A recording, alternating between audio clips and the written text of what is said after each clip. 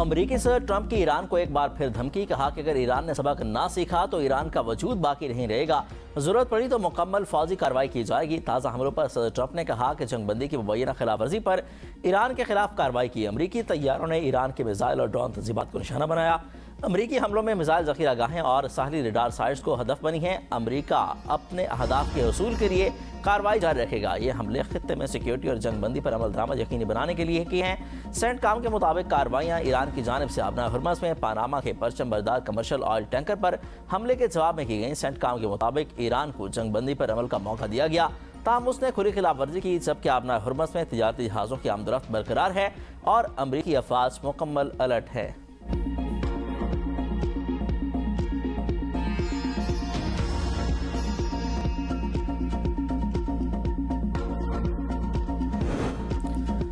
پاسداران انقلاب نے جزیرہ سرک پر امریکی حملہ ناکام بنانے کا دعویٰ کر دیا۔ کہا کہ قشم جزیرے میں ایک گاؤں کو متعدد میزائلوں سے نشانہ بنایا گیا۔ خطے میں امریکی فوجی ٹھکانوں کو نشانہ بنایا جائے گا اور ایران کا رد عمل اپنے طے شدہ وقت اور مقام پر تیز اور فیصلہ کن ہوگا۔ پاسداران انقلاب نے اپنا ہرمز میں امریکہ کے ساتھ براہ راست رابطے کے کسی بھی چینل کی خبروں کو بھی مسترد کر دیا۔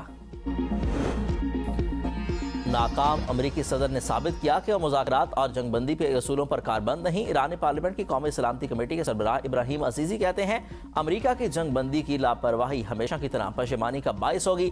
ایرانی وزارت خارجہ کا کہنا ہے کہ امریکی حملے ایران اور امریکہ کے درمیان مفاہمتی یادداشت کی صریحاً خلاف ورزی ہیں۔ امریکہ نے ایرانی ساحلی نگرانی کی تنصیبات کو نشانہ بنا کر معاہدے کی خلاف ورزی کی۔ ایرانی افواج نے امریکی حملوں کے رد عمل میں امریکہ سے منسلک اہداف پر دفاعی کارروائیاں کی۔ خلیج کے جنوبی ساحل پر جنوبی ممالک اپنی سرزمین کے لیے ایران کے خلاف کسی بھی صورت استعمال نہ ہونے دے۔ ایرانی سپریم لیڈر کے مشیر ابراہیم رضائی نے کہا کہ ایران اپنے قومی مفادات، علاقائی سلامتی اور معاہدوں کے احترام پر کسی بھی قسم کا سمجھوتا نہیں کرے گا۔ کسی کی خلاف ورزی پر بھی مناسب رد عمل دینے کا حق محفوظ رکھتے ہیں۔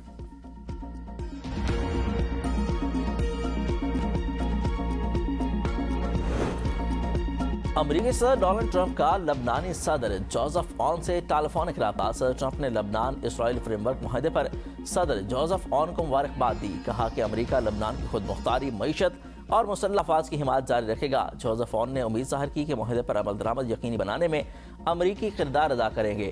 لبنانی صدر نے اسرائیل کو معاہدے کی خلاف ورزی سے روکنے پر بھی زور دیا۔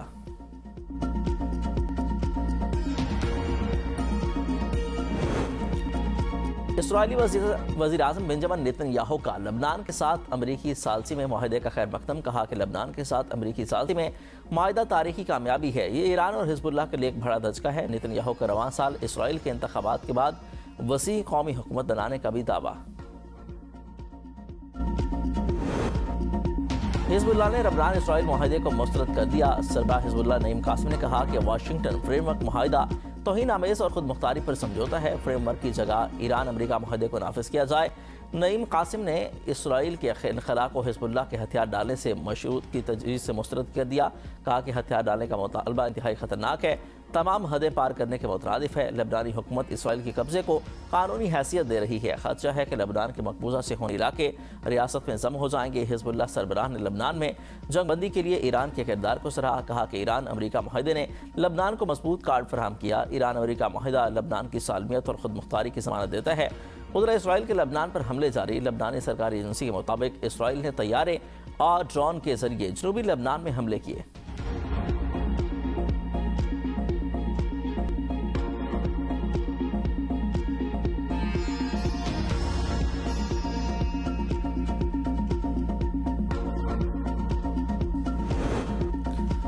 عالمی تجارت کے لیے اہم سمندری گزرگاہوں پر بلا رکاوٹ آزادانہ نقل و حرکت عالمی معیشت کے لیے ناگزیر ہے۔ وزیر اعظم شہباز شریف کا کراچی میں پاک بحریہ کی پاسنگ آؤٹ پریڈ سے خطاب۔ کہا کہ حالیہ علاقائی صورتحال نے ثابت کر دیا کہ بحری سلامتی عالمی معیشت اور بین الاقوامی تجارتی راستوں کے لیے کتنی اہم ہے۔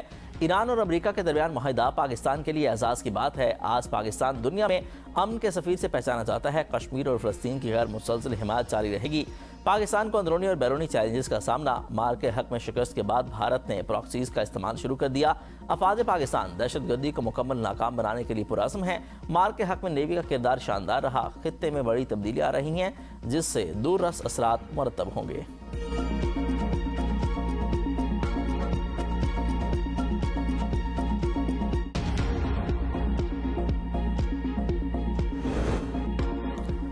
برطانوی وزیر خارجہ کا نائب وزیر اعظم اسحاق ڈار سے رابطہ، ثالثی کے کردار کو سفارتی کامیابی قرار دے دیا۔ گفتگو کے دوران علاقائی امن و استحکام، سفارتی تعاون، باہمی دلچسپی کے امور پر تبادلہ خیال کیا گیا۔ برطانوی وزیر خارجہ کی خطے میں امن قائم کرنے کے لیے پاکستان کے کلیدی کردار کی کھل کر تعریف، کہا کہ پاکستان کی کامیاب ثالثی کے نتیجے میں امریکہ اور ایران کے درمیان تاریخی اسلام آباد مفاہمتی یادداشت پر دستخط ممکن ہوئے۔ اسحاق ڈار نے پاکستان کے اصولی موقف کو دہراتے ہوئے کہا کہ پاکستان اپنی مخلصانہ کوششیں اس طرح سے جاری رکھے گا۔ پاکستان ہمیشہ سے خطے میں تنازعات کے پرامن حل کا حامی رہا ہے۔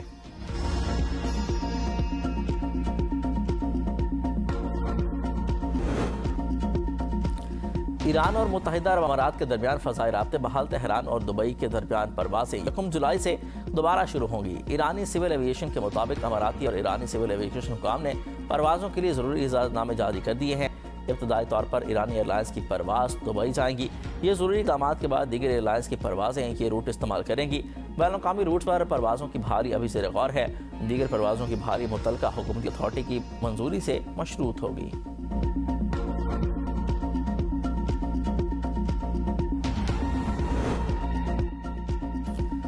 راولپنڈی، اسلام آباد سمیت ملک کے بیشتر علاقوں میں زلزلے کے شدید جھٹکے، ریکٹر اسکیل پر شدت 6.1 ریکارڈ کی گئی۔ گہرائی 208 کلومیٹر زیر زمین تھی۔ زلزلے کا مرکز ہندو کش ریجن افغانستان تھا۔ زلزلے کے جھٹکے آزاد کشمیر، پنجاب، خیبر پختونخوا میں محسوس کیے گئے۔ زلزلے کے باعث کے پی اسمبلی کا اجلاس کچھ دیر کے لیے روک دیا گیا۔ اراکین اجلاس چھوڑ کر باہر چلے گئے۔ اس کے علاوہ بھارت، ترکمانستان، تاجکستان، چین اور افغانستان میں زلزلے کے جھٹکے محسوس کیے گئے۔ فوری طور پر کسی جانی اور مالی نقصان کی اطلاعات موصول نہیں ہوئی۔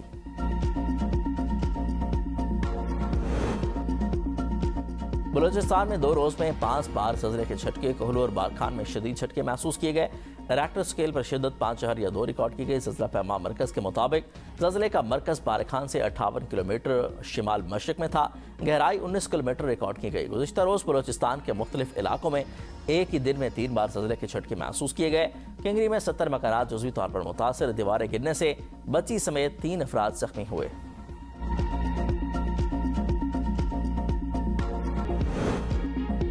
اپوزیشن کے شور شرابے کے دوران پنجاب اسمبلی نے نئے مالی سال کا بجٹ منظور کر لیا۔ بجٹ منظوری سے قبل اجلاس میں شدید ہنگامہ، حکومتی اور اپوزیشن ارکان آمنے سامنے، نعرے بازی، شور شرابہ۔ پنجاب اسمبلی کا اجلاس بد نظمی کا شکار رہا۔ اپوزیشن ارکان کی نعرے بازی کے جواب میں حکومتی بینچوں سے بھی نعرے لگائے۔ دونوں جانب کے ارکان اپنی نشستوں سے اٹھ کر اسپیکر ڈائس کے قریب پہنچ گئے۔ بجٹ منظوری کے بعد ڈپٹی اسپیکر نے اجلاس آج صبح 11:30 بجے تک ملتوی کر دیا۔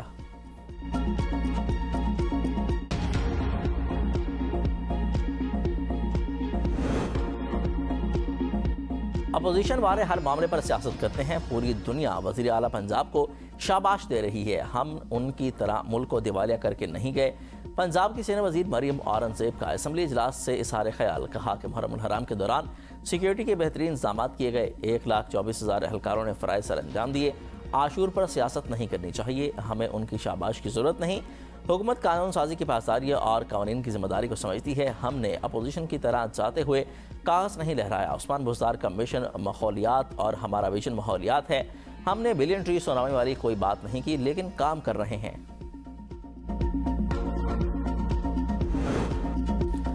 سندھ اسمبلی اجلاس میں حکومتی اور اپوزیشن ارکان کے درمیان سخت جملوں کا تبادلہ، ایک دوسرے پر تنقید۔ وزیر بلدیات سندھ ناصر حسین شاہ نے کہا کہ کراچی کو وفاق کے حوالے کرنے کی باتیں ہو رہی ہیں۔ وہ وفاق جس میں خود بلدیاتی نظام نہیں، پنجاب میں وہ اختیارات نہیں ہیں جو سندھ میں بلدیاتی اداروں کو ہیں۔ بہت سے بکرات اور سکرات تبصرے کرتے ہیں۔ پیپلز پارٹی خدمت کی سیاست پر یقین رکھتی ہے۔ مخالفین کے پاس بولنے کو کچھ نہیں، اس لیے وہ تفرقہ ڈال رہے ہیں۔ بوری بند لاشوں کی دھمکیاں دینے والے بتائیں کہ انہوں نے کیا کیا۔ ایم کیو ایم کے رکن طاہا احمد نے کہا کہ ان کی جماعت شہر اور صوبے کے مفاد میں مل کر چلنے کو تیار ہے، تاہم انہیں راک کا ایجنٹ قرار دیا جاتا ہے۔ تضحیک آمیز الفاظ کارروائی سے حذف کیے جائیں، برابری کی بنیاد پر سیاست کو فروغ دیا جائے۔